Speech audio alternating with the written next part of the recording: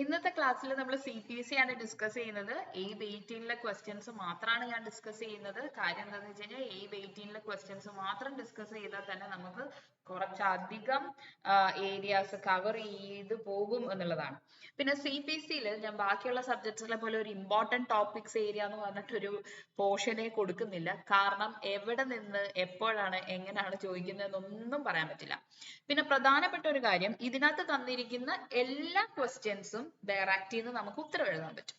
പക്ഷെ ആകെപ്പാടെ ഒരു ക്വസ്റ്റ്യൻ മാത്രമേ ഉള്ളൂ ഒരു ഇൻഡയറക്റ്റ് ആപ്ലിക്കേഷൻ ഉള്ളത്. ബാക്കിയുള്ളതെല്ലാം തന്നെ നമുക്ക് ഡയറക്റ്റ് ആയിട്ട് ബെയറാക്റ്റിൽ നിന്ന് കണ്ടുപിടിക്കാൻ പറ്റുന്നതാണ്. പക്ഷെ ബെയറാക്റ്റിൽ നിന്ന് കണ്ടുപിടിക്കുന്നത് പ്രാക്ടിക്കലി അത്ര ഒരു ഈസി ആയിട്ടുള്ള ഒരു കാര്യമല്ല.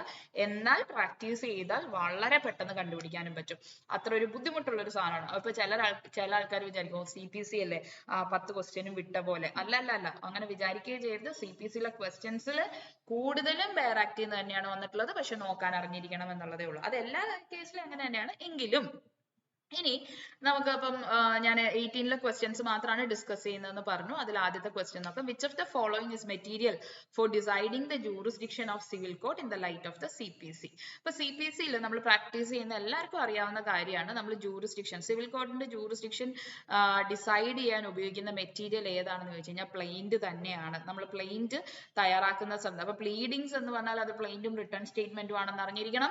അതിൽ പ്ലെയിന്റിൽ തന്നെയുള്ള അവമെന്റ്സ് വെച്ചിട്ടാണ് നമ്മൾ എന്ത് ഡിസൈഡ് ചെയ്യുന്നത്, ഈ സിവിൽ കോഡിന്റെ ജൂറിസ്ഡിക്ഷനെ കുറിച്ച് ഡിസൈഡ് ചെയ്യുന്നത്. അപ്പൊ നമ്മൾ അത് എവിടെയാ കിടക്കുന്നതെന്ന് ചോദിച്ചു കഴിഞ്ഞാൽ ജൂറിസ്ഡിക്ഷൻ ഓഫ് കോഡ്സ് എന്ന് പറഞ്ഞിട്ട് നമ്മൾ സെക്ഷൻ 9 ബെയർ ആക്ട് എടുക്കണം. അതിന്റെ മുന്നിൽ സെക്ഷൻ 9 ഉണ്ടാവും, codes to try all civil suit unless barred എന്നുള്ളതിൽ. അപ്പൊ അതിൽ എക്സ്പ്രസ് ആയിട്ട് പറയുന്നില്ല എങ്കിൽ പോലും എന്താണ് നമ്മൾ പ്ലെയിന്റിൽ നിന്നാണ് കോഗ്നിസൻസ് സിവിൽ നേച്ചർ ഉള്ളതിന്റെ സിവിൽ നേച്ചർ ആണോ അല്ലെങ്കിൽ അതിന്റെ ജൂറിസ്ഡിക്ഷൻ ആണോ എന്നുള്ളത് നമ്മൾ മനസ്സിലാക്കുന്നു. ഇനി അടുത്തത് അതേ ഏരിയ തന്നെയുള്ള ഒരു ക്വസ്റ്റ്യൻ ആണ്.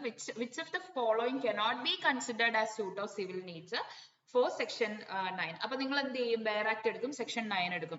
സെക്ഷൻ 9 എടുത്ത് നോക്കുമ്പോൾ ഇതൊന്നും കാണൂല. Suit for recovery of voluntary payments എന്ന് നമുക്ക് സെക്ഷൻ 9 നോക്കിക്കേ. സെക്ഷൻ 9 എന്താ സ്യൂട്ട് ഇൻ എന്താ പറഞ്ഞിരിക്കുന്നത്? Suit in which right to property or to an office is contested is a suit of civil nature, notwithstanding that such right may depend entirely on the decision of question as to religious rites or ceremonies. For the purpose of this section, it is immaterial. കണ്ട ഈ പറഞ്ഞ സാധനങ്ങളൊന്നും section 9 ഇല്ല. അപ്പൊ actually എന്താണ് civil suit എന്നുള്ളത് പല judicial ഡിസിഷൻസിലും വന്നിട്ടുണ്ട്. അപ്പൊ ഈ നമ്മൾ ഡിസിഷൻസിൽ നിന്നും മനസ്സിലാക്കേണ്ട ഒരു കാര്യം, കോടതി എന്താണ് സിവിൽ സ്യൂട്ട് എന്നുകൊണ്ട് ഉദ്ദേശിക്കുന്നതെന്ന് വെച്ച് കഴിഞ്ഞാൽ സിവിൽ സ്യൂട്ടിൽ ഒന്ന് സിവിൽ നേച്ചർ ഉണ്ടാവണം. ആ സിവിൽ നേച്ചർ എന്ന് പറഞ്ഞു കഴിഞ്ഞാൽ അതിൽ ഒരു എൻഫോഴ്സിബിൾ റൈറ്റ് ഉണ്ടായിരിക്കണം എന്നുള്ളതാണ്. നമുക്ക് കോടതിയിൽ പോയി നമുക്ക് കോടതിയിൽ പോയി ഒരു എന്താണ് പരിഹാരം കിട്ടുന്ന രീതിയിലുള്ള റെമഡി കിട്ടുന്ന രീതിയിലുള്ള എൻഫോഴ്സിബിൾ ആയിട്ടുള്ള ഒരു റൈറ്റ് ഉള്ള കേസുകൾ മാത്രമേ, പിന്നെ സെക്ഷൻ 9 പറഞ്ഞിട്ടുള്ള കണ്ടീഷൻസും ഒക്കെ വെച്ചിട്ട് മാത്രമേ സിവിൽ നേച്ചർ നമുക്ക് പറയാൻ പറ്റുള്ളൂ. അപ്പൊ അതില് ഈ തന്നിരിക്കുന്ന ഓപ്ഷൻസിൽ suit for recovery of voluntary payments or offering, അതെന്താണ്? നമ്മൾ സ്വമേധയാ ഒരാൾക്ക് ഒരു പേയ്മെന്റ് കൊടുക്കുന്നു അല്ലെങ്കിൽ ഒരു ഓഫറിംഗ് കൊടുക്കുന്നു, അത് റിക്കവർ ചെയ്യാം. വോളണ്ടറി നടത്തിയ പേയ്മെന്റ് അല്ലേ, പിന്നെ അതെങ്ങനെ റിക്കവർ ചെയ്യാൻ പറ്റും എന്നുള്ളതാണ്. കാരണം അവിടെ എന്തില്ല, അവിടെ ഒരു എൻഫോഴ്സിബിൾ റൈറ്റ് ഇല്ല എന്നുള്ളതാണ്. പക്ഷെ റൈറ്റ്സ് ഓഫ് ഫ്രാഞ്ചൈസിയുടെ റൈറ്റ് ആണെങ്കിലും ശരി, സ്പെസിഫിക് റിലീഫ് ആണെങ്കിലും ശരി, റൈറ്റ് ഓഫ് വർഷിപ്പ് ആണെങ്കിലും ശരി, ഇതെല്ലാം ഒരു സിവിൽ നേച്ചർ ഉള്ളൊരു ഇതായിട്ട് നമുക്ക് പറയാവുന്നതാണ്. പക്ഷെ വോളണ്ടറി പേയ്മെന്റ് എന്ന് പറയുന്നതിൽ നമുക്ക് എൻഫോഴ്സ് ചെയ്യാൻ പറ്റുന്ന ഒരു റൈറ്റ് ഇല്ല. അപ്പൊ ഇതൊരു ഇൻഡയറക്റ്റ് ആയിട്ടുള്ള ഒരു ക്വസ്റ്റ്യൻ ആണ്. സിവിൽ നേച്ചർ എന്താണ് എന്നുള്ളതിന്റെ ഇന്റർപ്രിട്ടേഷൻ അറിയാവുന്നവർക്ക് മാത്രമേ അതിന്റെ ഉത്തരം എഴുതാൻ പറ്റുള്ളൂ എന്നുള്ളതാണ്. ഇനി ക്വസ്റ്റ്യൻ നമ്പർ 31 പ്രസ് ജുഡിക്കേറ്റയെ കുറിച്ചാണ്. നമ്മൾ റെപ്രസെന്റേറ്റീവ് സ്യൂട്ട്, ഇതിന് റെപ്രസെന്റേറ്റീവ് സ്യൂട്ടിനെ കുറിച്ച് പറഞ്ഞതാണ്. എങ്ങനെയാണ് നോക്കേണ്ടത് എന്നുള്ളത് ഇതിനു മുന്നുള്ള ക്ലാസ്സിൽ നമ്മൾ ആദ്യത്തെ ക്ലാസ്സുകൾ കേട്ടിട്ടുള്ളവർക്ക് മനസ്സിലാവും. സെക്ഷൻ 11 ഞാൻ ഈ ക്വസ്റ്റ്യൻ തന്നെയാണ് എടുത്തത്. ഡോക്ട്രിൻ ഓഫ് റെസ് ജുഡിക്കേറ്റ റെപ്രസെന്റേറ്റീവ് സ്യൂട്ടിൽ എങ്ങനെയാണ് അപ്ലൈ ചെയ്യുന്നതെന്ന് അതിൽ ഞാൻ പറഞ്ഞിട്ടുണ്ട്. അതുകൊണ്ട് ഞാൻ ഡീറ്റെയിൽഡ് ആയിട്ട് ഇതിനകത്ത് പറയുന്നില്ല. ഇനി അടുത്ത ക്വസ്റ്റ്യൻ നമുക്ക് നോക്കാം.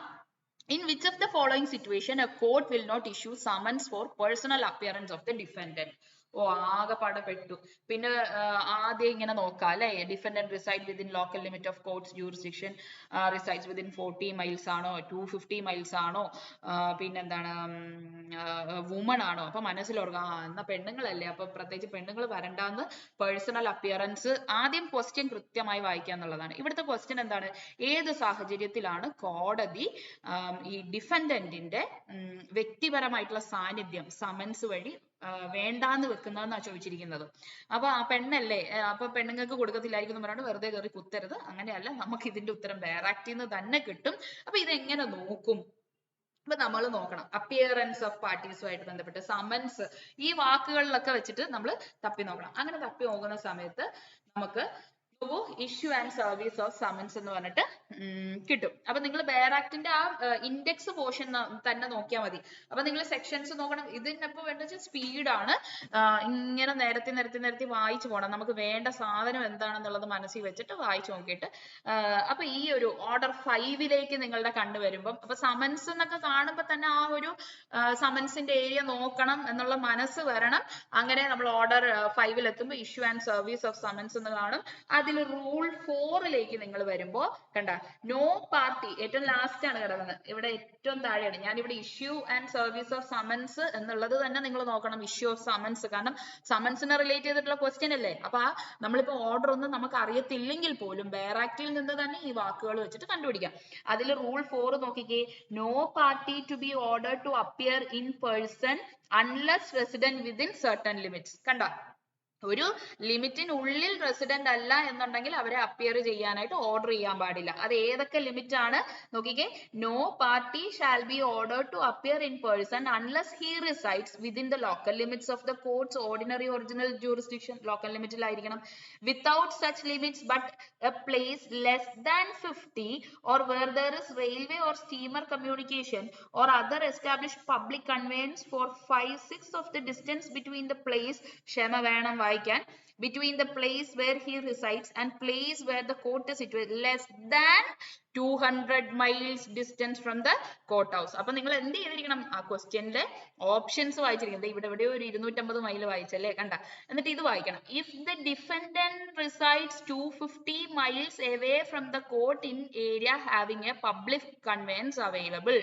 ശരിയാണ്. ഇവിടെ നോക്കൂ, അതിനകത്ത് എന്താ പറയുന്നത്, if less than 200 miles എന്താണ് ഇന്നത് without such limits but a place less than 50 or where there is railway or steamer communication or അതാണ് അവിടെ എന്ത് public conveyance എന്ന് പറയുന്നത്, less than 250 miles distance. അപ്പൊ 250 മൈൽസിന് അപ്പുറമുള്ള ആൾക്കാരെ, defendant resides 250 miles away from the court in an area having public conveyance ആണെന്നുണ്ടെങ്കിൽ അവരെ നമ്മൾ എന്ത് ചെയ്യേണ്ട കാര്യമില്ല, ഇഷ്യൂ ചെയ്ത് സമൻസ് ഇഷ്യൂ ചെയ്ത് പേഴ്സണൽ അപ്പിയറൻസ് വേണമെന്ന് നമ്മൾ പറയേണ്ട. അപ്പൊ ഇത് ഇവിടെ തന്നെ ഉണ്ട്, നമ്മുടെ ബെയർ ആക്ടിൽ തന്നെ ഉണ്ട്.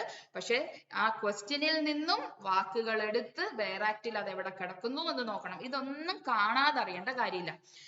ഇനി അടുത്തൊരു ക്വസ്റ്റ്യൻ എന്ന് പറയുന്നത് നമ്മൾ ഭയങ്കരമായിട്ട് അപ്ലൈ ചെയ്ത് നോക്കിയാൽ മാത്രമേ ഇതിന്റെ ഉത്തരം കിട്ടുള്ളൂ. ഇത് പല കുട്ടികളും വിട്ട് കളയുന്നതെന്ന് വെച്ച് കഴിഞ്ഞാൽ ഇത് ഡയറക്റ്റ് ആയിട്ട് പോലും നമുക്ക് ബെയർ ആക്ടിൽ ഇല്ല, കണ്ടുപിടിക്കാൻ കുറച്ച് പ്രയാസമാണ്. അത് കുറച്ച് മെനക്കെട്ട് നന്നായിട്ട് ബെയർ ആക്ട് നോക്കാൻ അറിയാവുന്നവർക്ക് മാത്രമേ ഉത്തരം എഴുതാൻ പറ്റുള്ളൂ. ചോദ്യം ഇതാണ്, in which of the following situation plaintiff is precluded from bringing a fresh suit as per the CPC. താഴെ പറഞ്ഞിരിക്കുന്ന ഏത് സാഹചര്യത്തിലാണ് വാദിക്ക് പുതിയ ഒരു സൂട്ട് ഫയൽ ചെയ്യാൻ പറ്റാത്തത്? അപ്പൊ നിങ്ങൾ ഓപ്ഷൻ നോക്കുമ്പോൾ ഡിസ്മിസൽ എന്ന് കണ്ടിട്ടുണ്ട്. ഓക്കെ, അപ്പൊ സൂട്ട് ഡിസ്മിസ് ചെയ്യുന്നതുമായി ബന്ധപ്പെട്ടിട്ടുള്ളതാണെന്ന് മനസ്സിലായി അല്ലെ, ഡിസ്മിസൽ. അപ്പൊ ഏതോ സാഹചര്യത്തിൽ സൂട്ട് ഡിസ്മിസ് ചെയ്ത് കഴിഞ്ഞാൽ പ്ലെയിന്റിഫിന് ഫ്രഷ് സ്യൂട്ട് കൊടുക്കാൻ പറ്റില്ല. അത് എവിടെയാണ് പറയുന്നത്? ഒന്നുകൂടെ ഓപ്ഷൻസ് കൃത്യമായിട്ട് വായിക്കണം. Dismissal of suit where summons not served in consequences of plaintiff's failure to pay cost.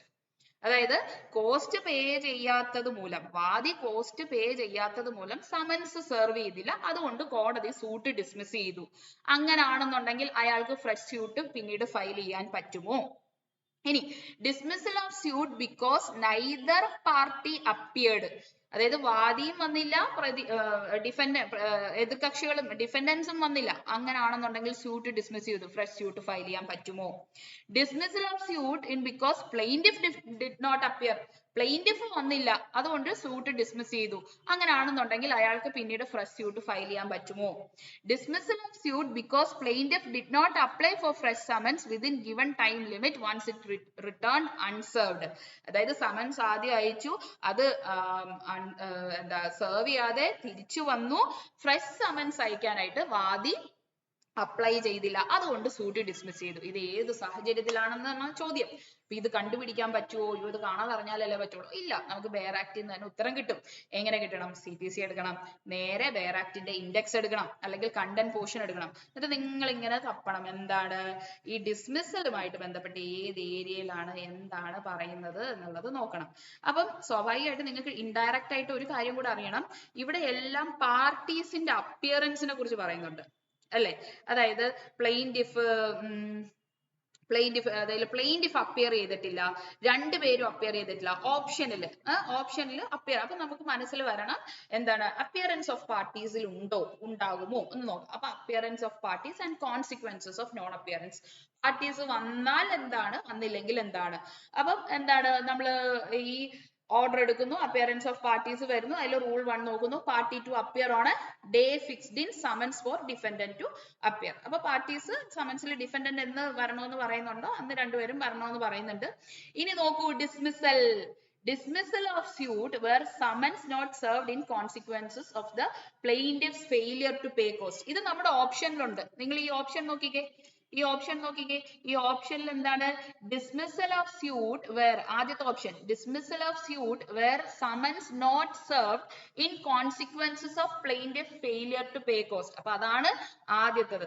നമ്മൾ ഇവിടെ കിടക്കുന്നത് നോക്കൂ, അത് കിടക്കുന്നു. അങ്ങനത്തെ സാഹചര്യങ്ങളിൽ സൂട്ട് ഡിസ്മിസ് ചെയ്യുമോ എന്നുള്ളതാണ്. നമുക്ക് ഡിസ്മിസ് ചെയ്താൽ ഫ്രഷ് സൂട്ട് ഫയൽ ചെയ്യാൻ പറ്റുമോ ഇല്ലയോ, അത് റൂൾ 4 കിടപ്പുണ്ട്. Plaintiff may bring fresh suit or court may restore suit to file.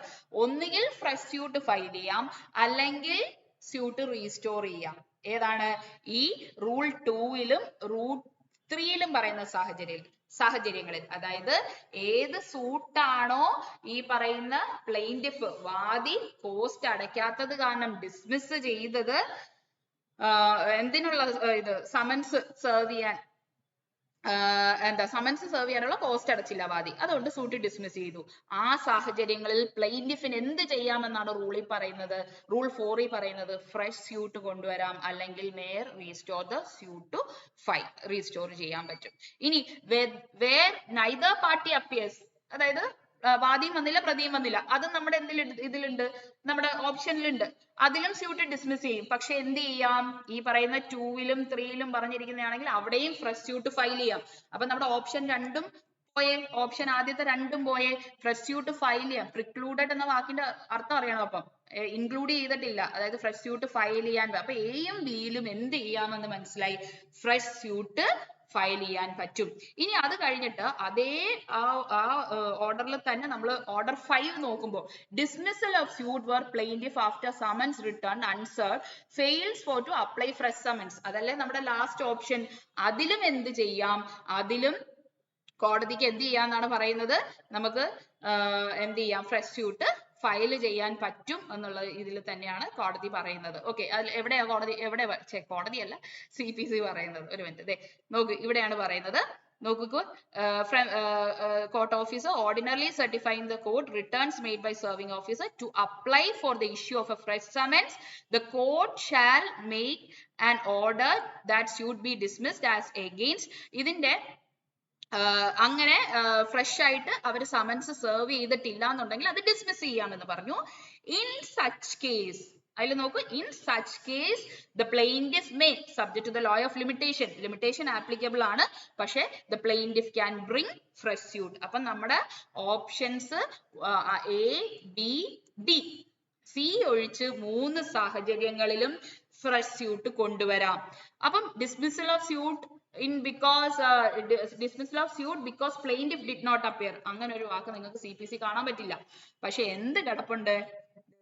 procedure when defendant only appear. Defendant മാത്രം വന്നു എന്ന് പറഞ്ഞാൽ എന്താ? പ്ലെയിന്റിഫ് വന്നില്ല എന്നുള്ളതാണ്. അപ്പൊ ഇൻഡയറക്റ്റ് ആയിട്ടാണ്, വളരെ കുരുക്കുന്ന രീതിയിലാണ് ചോദിച്ചിരിക്കുന്നത്.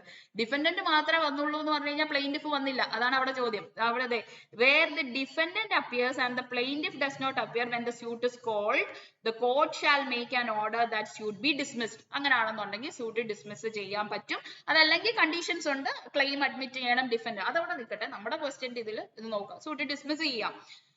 ഇനി decree against plaintiff by default. അപ്പൊ ഈ റൂൾ 8 പ്രകാരം ഡിസ്മിസ് ചെയ്ത് കഴിഞ്ഞു കഴിഞ്ഞാൽ ഇറ്റ് ബാർസ് ഫ്രഷ് സ്യൂട്ട്. കണ്ട, കൃത്യമായി എഴുതിയിട്ടുണ്ട്, ഫ്രഷ് സ്യൂട്ട് ഫയൽ ചെയ്യാൻ പറ്റില്ല. A18 ഇത്രയും ടഫ് ആയിരുന്നു എന്നൊക്കെ പറയാനുള്ള ഒരു പ്രധാനപ്പെട്ട കാര്യം CPC-യിൽ നിന്നും വന്നിട്ടുള്ള ഇങ്ങനെ ഇരുന്ന് നോക്കിയാൽ പോലും കണ്ടുപിടിക്കാൻ പറ്റാത്ത രീതിയിലുള്ള ക്വസ്റ്റ്യൻസ് വന്നു എന്നുള്ളതാണ്. പക്ഷെ എന്താണ് ഇതിന്റെ, ഈ ക്വസ്റ്റ്യൻ പഠിച്ചപ്പോൾ നിങ്ങൾക്ക് എന്താ മനസ്സിലായത്? ഇതിന്റെ ഉത്തരം എവിടെ നിന്ന് കിട്ടും? അത് ബെയറാക്റ്റിൽ നിന്ന് കിട്ടും.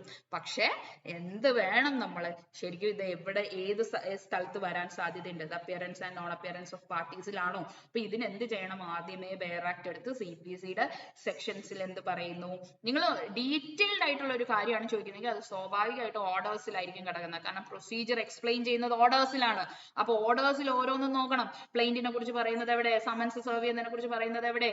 സമ്മറി ട്രയലിനെ കുറിച്ച് പറയുന്നത് എവിടെ? അങ്ങനെ എല്ലാം ഒന്ന് ആ ഒരു ആദ്യത്തെ ഭാഗം സെക്ഷൻസും ഓർഡേഴ്സും ഓരോ റൂൾസും എന്താന്ന് ഒരു വട്ടമെങ്കിലും വായിച്ചിട്ട് പോയി കഴിഞ്ഞു കഴിഞ്ഞാൽ CPC-യിലെ ക്വസ്റ്റ്യൻസ് നിങ്ങൾക്ക് എളുപ്പത്തിൽ എഴുതാൻ പറ്റും.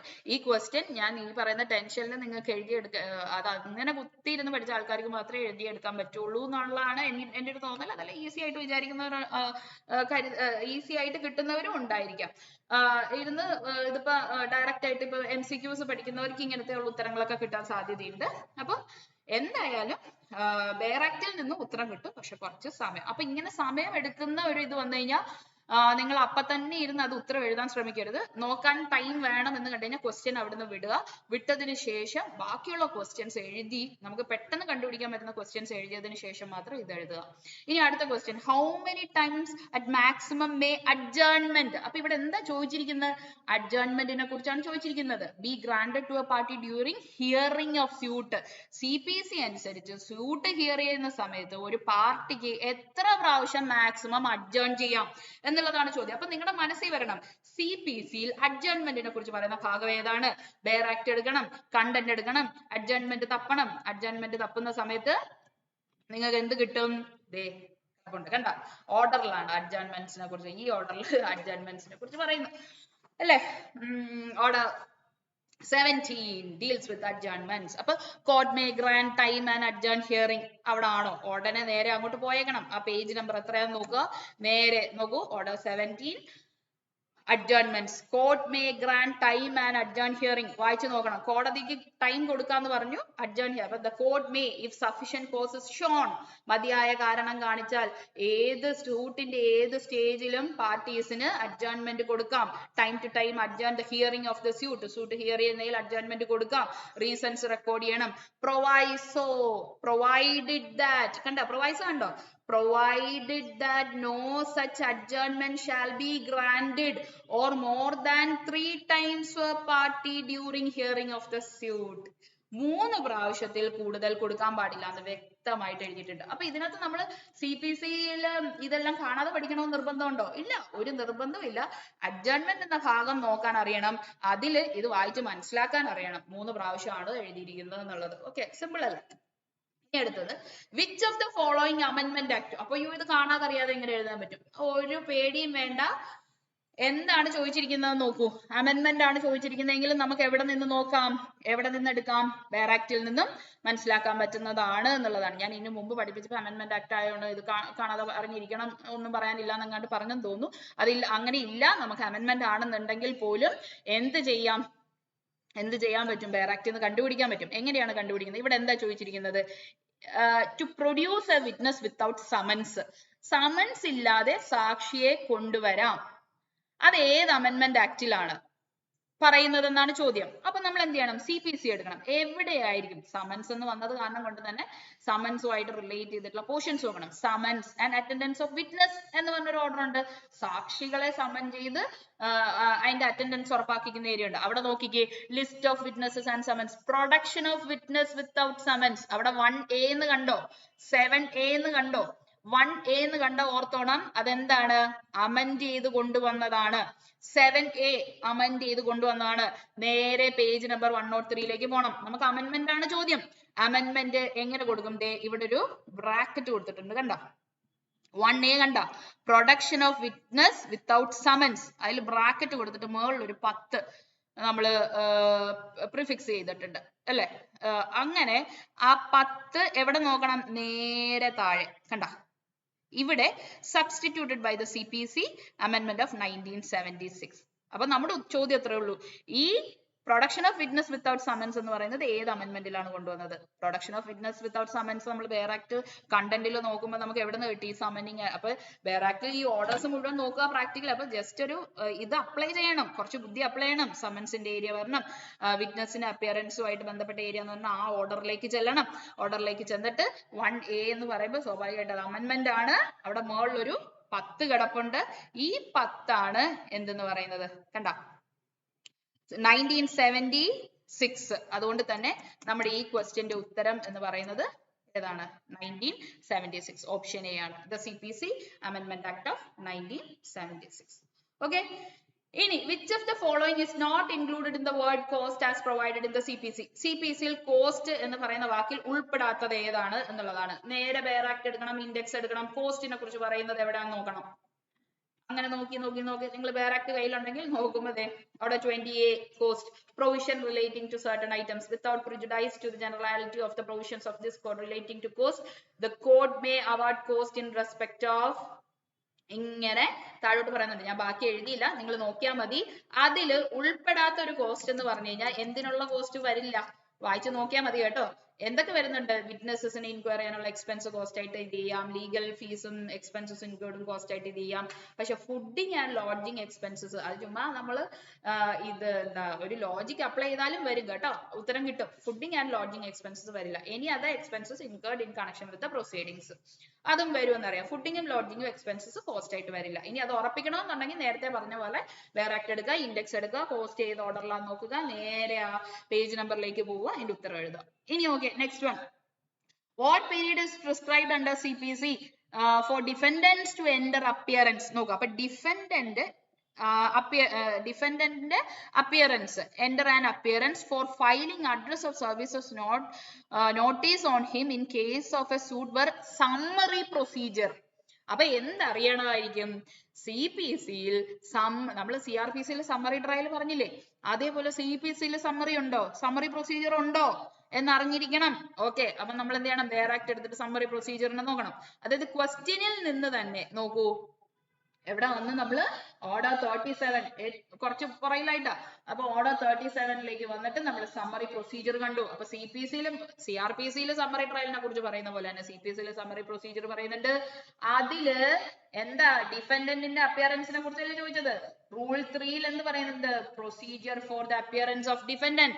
റൂൾ 3 എന്താ? Procedure for the appearance of defendant in a suit to with this order apply the plaintiff shall together with the summons under rule 2 serve on the defendant a copy of the plaint and annexure thereto, and the defendant may at any time within 10 days of such service.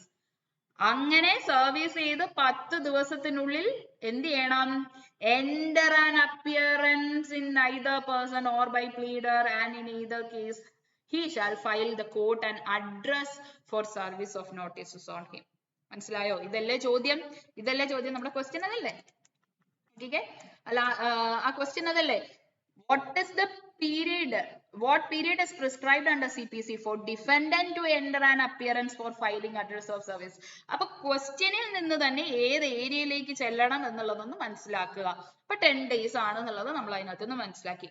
ഇനി last question ആണ്, direct ആയിട്ട് കിട്ടും. ഈ ഓർഡേഴ്സിലേക്ക് പോവുക. Rule 23, 24, 25, 23A എന്താണ് പറയുന്നത് നോക്കുക. എന്നിട്ട് അപ്പലറ്റ് കോർട്ടിന് എന്താ the appellate court may remit an issue for trial to lower court. lower courtലേക്ക് റിമിഷൻ നടത്താൻ പറ്റുന്നത് ഏത് സാഹചര്യത്തിലാണ്, ഏത് ഓർഡറിലാണ് പറയുന്നത്? അത് ഞാൻ നിങ്ങൾക്ക് ഉത്തരം പറഞ്ഞു തരുന്നില്ല, നിങ്ങൾ കണ്ടുപിടിക്കാം. ഓക്കെ, അപ്പൊ CPC-യെ സംബന്ധിച്ചിടത്തോളം ഞാൻ ഇമ്പോർട്ടന്റ് ടോപ്പിക്സ് എന്ന് പറഞ്ഞിട്ട് നമുക്ക് അങ്ങനെ പറയാൻ പറ്റില്ല. ഏത് ഏരിയസ് നിന്ന് വേണമെങ്കിലും വരാം എന്നുള്ളതാണ്. മിക്കവാറും ഈ സമ്മറി ഈ റെസ് ജൂഡിക്കേറ്റ അല്ലെങ്കിൽ നമ്മുടെ എന്താ ഏതാ റെസ് സബ്ജുഡൈസ് ഏരിയ, പിന്നെ ഈ cost, summons, attendance of witness, ആ ഏരിയാസിൽ നിന്നൊക്കെ വരാൻ സാധ്യതയുണ്ട് കൂടുതലായിട്ടും. എന്തായാലും പ്രീവിയസ് ഇയർ ക്വസ്റ്റ്യൻ പേപ്പേഴ്സ് വെച്ചിട്ട് പ്രിപ്പയർ ചെയ്യുക. നിങ്ങൾക്ക് ഈ എക്സാം എഴുതിയിട്ടുള്ള ആൾക്കാരാണെങ്കിൽ അയ്യോ ഇത് ബെയറാക്റ്റിൽ ഉണ്ടോ എന്നുള്ളൊരു കൺഫ്യൂഷൻ വരും. അത് നോക്കിയെടുക്കാനുള്ള ഒരു ബുദ്ധിമുട്ടേ ഉള്ളൂ. പക്ഷെ അതൊരു പ്രാക്ടീസ് ചെയ്ത് കഴിഞ്ഞ് കഴിഞ്ഞാൽ നമുക്ക് ഉറപ്പായിട്ടും CPC-യിലെ എല്ലാ ക്വസ്റ്റ്യനും, നമ്മളിപ്പോ ഈ ഡിസ്കസ് ചെയ്ത് ഇത്രയും ക്വസ്റ്റ്യൻസും എവിടെ തന്നെ ഉണ്ടായിരുന്നു, അതിന്റെ ആൻസർ CPC തന്നെ ഉണ്ട്. അപ്പം സമയം എടുക്കുന്നു എന്ന് കണ്ടു കഴിഞ്ഞാൽ എളുപ്പമുള്ളത് ആദ്യം എഴുതി പോവാം, പിന്നെ ഇരുന്ന് നമ്മൾ കുത്തി ഇരുന്ന് നോക്കിയാൽ നമുക്ക് ഉത്തരം കിട്ടിയിരിക്കും. ഓക്കെ, കുറച്ച് സമാധാനമായിട്ട് മൈൻഡ് അപ്ലൈ ചെയ്തു. ആദ്യം വേണ്ടത് കോൺഫിഡൻസ് ആണ്. എന്താണ് ഇതിന്റെ ഉത്തരം ഇതിനകത്തുണ്ട്, അതിൽ നിന്ന് ഞാൻ കണ്ടുപിടിക്കും, അതിന് വേണ്ട ടെക്നിക്സ് ഉപയോഗിക്കാം. Okay, fine. Thank you so much.